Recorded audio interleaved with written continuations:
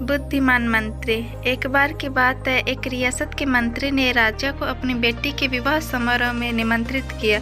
जब राजा अपने परिवार के साथ विवाह समारोह में पहुंचा तो मंत्री उन्हें सम्मानपूर्वक विशिष्ट आसन पर बैठाने ले गए। तो मंत्री ये देखकर बहुत लज्जित हुआ कि एक सफाई कर्मी वहां बैठा हुआ था। उसने सफाई कर्मी को सभी के सामने वहां से उठा फेंका और उसे बहुत डांटा। सफाई कर्मी ने बहुत अपमानित महसूस किया और बदला लेने की योजना बनाने लगा। अगले दिन सुबह वह जब राजा का कक्ष साफ कर रहा था तभी वह जानबूझकर बड़बड़ाया, राजा कितने नादान हैं, उन्हें ये पता ही नहीं कि रानी और मंत्री के बीच क्या चल रहा है। राजा आधी नींद में था। यह क्या बकवास कर रहे हो? उसने पूछा। महाराज, मैं पूरी रात सो नहीं पाया, मैं तो नींद में बड़बड़ा रहा था, सफाई कर्मी जवाब में बोला। हालांकि उसकी बात सुनकर राजा के मन में संदेह के बीज पड़ गए थे। राजा अब मंत्री से चिढ़ने लगा और समय समय पर अपमानित करने लगा। एक दिन तो उसने द्वारपालों से यह तक कह दिया कि वे मंत्री को महल में घुसने ही न दे।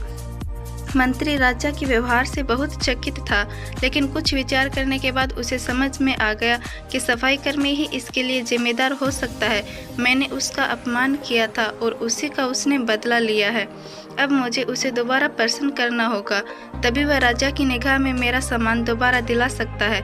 मंत्री ने सोचा। एक दिन उसने सफाई कर्मी को अपने घर भोजन पर आने का निमंत्रण दिया और कहा, मेरे दोस्त, मुझे क्षमा कर दो, मैंने तुम्हारा अपमान किया था, मुझे गलती का एहसास हो गया है। इन सुंदर कपड़ों को उपहार के रूप में ग्रहण करो, चलो मेरे साथ लगा। मंत्री तो अच्छा आदमी है, मैंने ही उस दिन गलती कर दी।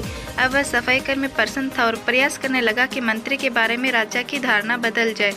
एक बार जब वह राजा के कक्ष में गया तो राजा सो रहा था। वह बड़बड़ाने लगा, अरे राजा का तो दासी के साथ प्रेम संबंध है, बड़ी लज्जा की बात है। राजा ने उसकी बड़बड़ाना सुना तो उठकर बैठ गया।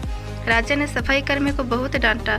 सफाई कर्मी बोला, क्षमा कर दे महाराज, मैं पूरी रात सो नहीं पाया, इसलिए दिन में ही नींद में बड़बड़ा रहा था।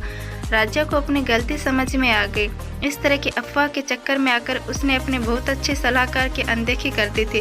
राजा ने मंत्री को बुलाया और फिर से दोनों मित्र बन गए।